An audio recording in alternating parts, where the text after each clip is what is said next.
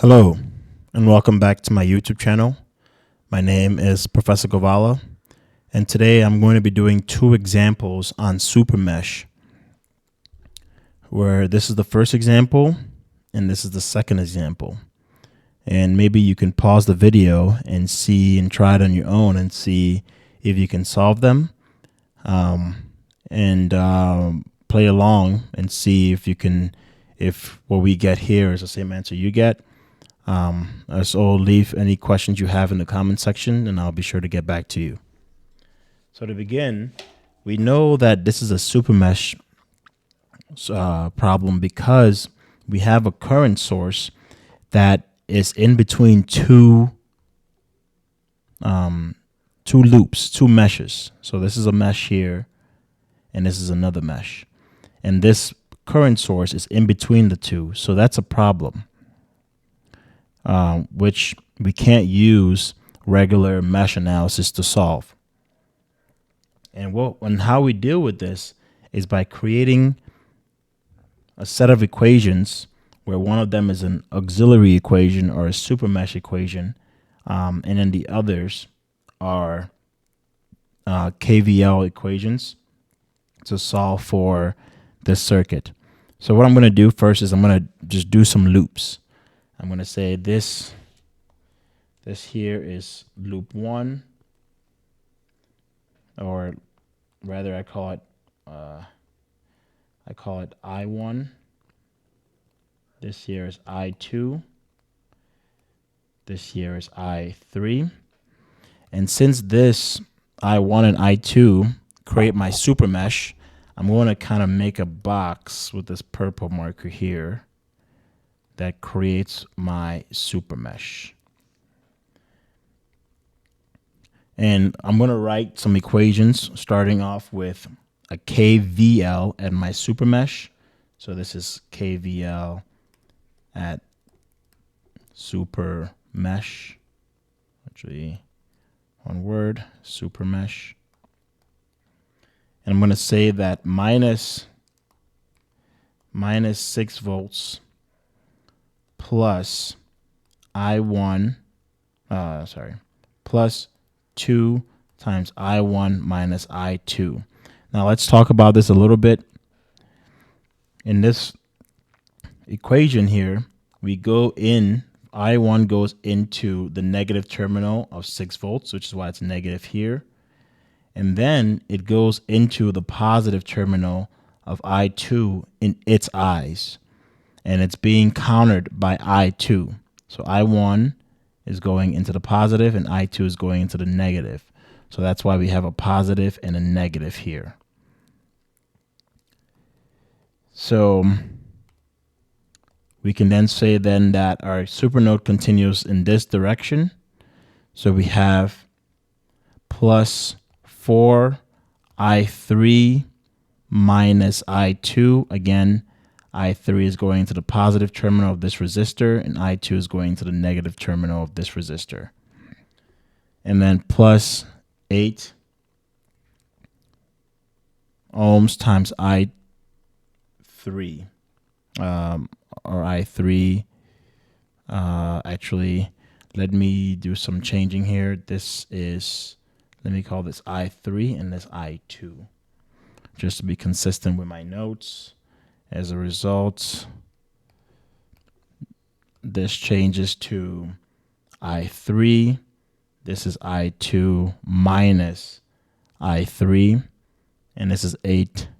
I2 is equals to 0. All right. So doing some simplifications here, we could say then that this is minus 6 plus 2 I1 plus 4 plus 8. Right, 4 plus 8 I2, this 2 comes from here, minus I3, 2 plus 4, this 2 plus 4 minus, that's where the minus comes from, is equals to 0. Doing some more simplifications, we get 2 I1 plus 12 I2 minus 6 I3 is equals to minus 6. And then we have another KCL at I3 in this I3 loop. Let me use blue. So at I3 KVL, because we're solving for voltages. So we loop it around and we say that 2, let's start with this 2 here. We say 2 I3 plus 4 I3 minus I2. That 4 is coming from here. In this situation now, I3 is going into the positive terminal, and I2 is opposing it, coming into the negative terminal in the eyes of I3. Plus 2 I3 minus I1, which is equals to 0. This is minus 2 I1 plus minus 4 I2 plus 2 plus 2 plus 4 I3, which is equals to 0. And our equation here then is now negative 2 I1 plus negative 4 I2 plus 8 I3 is equals to 0. This is our first equation. This is our second equation. But we know that we have 3 unknowns, I1, I2, and I3. So we need a third equation in order to satisfy our 3 equations, 3 unknown criteria. And I'll go ahead and write the third unknown here, the third unknown equation here, by saying that this is your auxiliary equation. And in this equation, we want to solve for this. We want an equation that uses this 3 amp resistor. This 3 amp current source. So if I were to redraw this, just for clarification, I can do something like this. It branches. And we know that coming from the right is I2 and leaving is I1. This is 3 amps. And we could write an equation and we could say then that I2, or better yet, we could say then that I2 plus 3 amps is equals to I1, right? Because they're meeting at this node and they're being spilled out to I1. So this is our equation here. And we could then say then that we can rewrite this and say then that I1, I'm going to move this I2 to the right hand side. I1 minus I2 plus 0 I3 is equals to 3 amps. And this allows me to write a matrix. So this is my third equation. It allows me to write a matrix. And we could use the numbers here, and we could say 1, -1, 0. That comes from here. From here, we have 2, 12, and -6. 2, 12, and -6. And from here, we have -2, -4, and 8. -2, -4, and 8. And that is being multiplied by the identity I1, I2, and I3. And that equals to 360. You can use a lot of different softwares to solve for this. MATLAB, your calculators, if you have a TI-84 and above. You can use Kramer. If you want to do it the hard way by paper, you can use something called Kramer's rule, which considers finding the determinant, which will mean I1 is equals to the determinant of I1 over the total determinant. I2 is equals to I2 over the total determinant, and I3 is equals to determinant I3 over the total determinant. This is very, very complex, and it's going to take up a lot of time. So I recommend you using, again, a calculator or MATLAB or Wolfram Alpha. different softwares out there, or just Google 3 equations, 3 unknowns calculator on Google, and something should pop up. And but again, if you're taking a quiz or an exam and a professor asks you to solve it, you might need to know how to do Kramer's rule or know how to use your calculator to solve for it.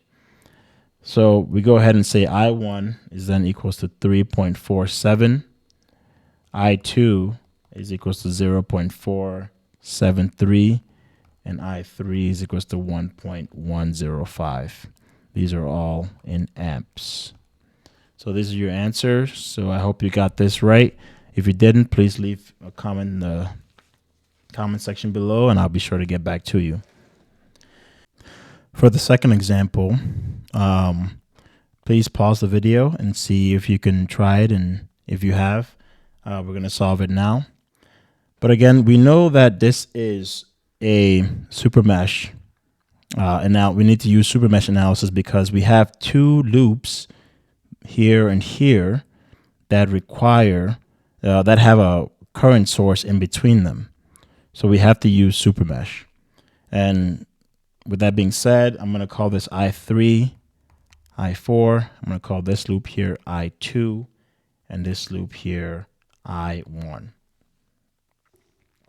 So we're going to start off by writing our equation, our KVL equation, at mesh 1.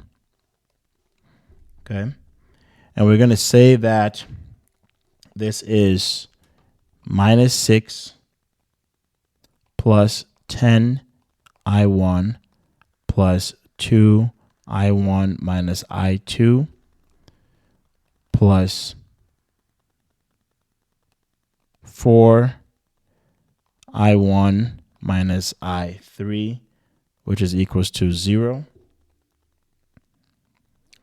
And when we simplify this, we get that this becomes 10 plus 2 plus 4 I1 minus 2 I2 minus 4 I3 plus 0 I4 is equals to 0. Again, for the I1, this is 10. This is the 2 here. This is the 4. For the 2, this is the minus 2 for I2. Minus 4 comes from here for I3, and then 0 because there's no I4. And this is actually, this is equals to 6. And this is considered our first equation. To simplify this, this would actually be 16 I1 minus 2 I2 minus 4 I3 plus 0 I4 is equals to 6. Let me write this as our first equation. And then we have a KVL at mesh 2. And we consider that this is 2 I2 minus I1 plus 2 I2 plus 2 I2 minus I4 is equals to 0. Again, let's start with I1. This is minus 2 I1. I2 is 2 plus 2 plus 2, which is plus 6 I2. And we have a plus 0 I3 because there's no I3 in this equation. And then a minus 2, because of right here, I4 is equals to 0. And then lastly, we consider our super mesh. And now our super mesh, like our previous example, combines both I3 and I4 into one singular loop. I'm going to write it down here. So KVL at Supermesh. And we consider that this is 4 times I3 minus I1, which is this 4 right here, plus 2 which is this 2, times I4 minus I2 plus 4 times I4 is equals to 0. In terms of I1, we're left with a minus 4I1 minus this 2 here. So I1's taken care of. This 2 is minus 2I2. And then plus, there's a 4 here for I3, 4I3. And then I4 is 4 plus 2, which is 6. I4 is equals to 0. So this is our third equation. And then last but not least, we need to find that auxiliary equation. And we need to use KCL for this, which is solving for currents. And imagine this is the node here. And let's redraw this node right here. So we can consider that we have a KCL at node X, or we consider this the auxiliary equation, where again this is node X. If we redraw this, it will look something like this, where this is 3 amps, and we have a current coming in here, I4, and a current leaving, I3. And we can then now say that I4 is equals to 3 plus I3, or 3 amps plus I3. And now rewriting this, we could say that this is negative I3 plus I4 is equals to 3. Or we could say then that 0 I1 plus 0 I2 minus I3 plus I4 is equals to 3. And this is our fourth equation. And to conclude, we can then do a matrix of 4, a 4 by 4 matrix. So where this is my first equation here of 16 minus 2 minus 4 and 0. This is my second equation here of negative 2, 6, 0, and minus 2. This is my third equation here of negative 4, negative 2, 4, and 6. And this is my last equation here of 0, 0, negative 1, and 1. Where if I then consider the I1, I2, I3, and I4, this is equals to 6, 0, 0, and I believe it was 3. Yep, 3. Again, you can use things like MATLAB, Wolfram Alpha, and the calculator, 4x4 equations, 4 unknown calculator online. But on a quiz or an exam, you might need to know how to use your calculators, like your TI-84 and above, to solve for these. But in general, the answers here, I1 is equals to 0 amps. I2 is equals to 3 over 7 amps. I4 is equals to negative 12 over 7 amps. And I3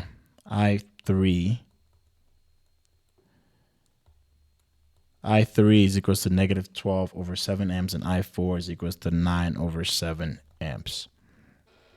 So I hope this makes sense. If you have any questions, please leave them down in the comment section below. Again, please like, subscribe, and share my YouTube videos. Like my YouTube videos, share them if possible to any inspiring electrical engineer. Thank you. Have a wonderful day. Bye.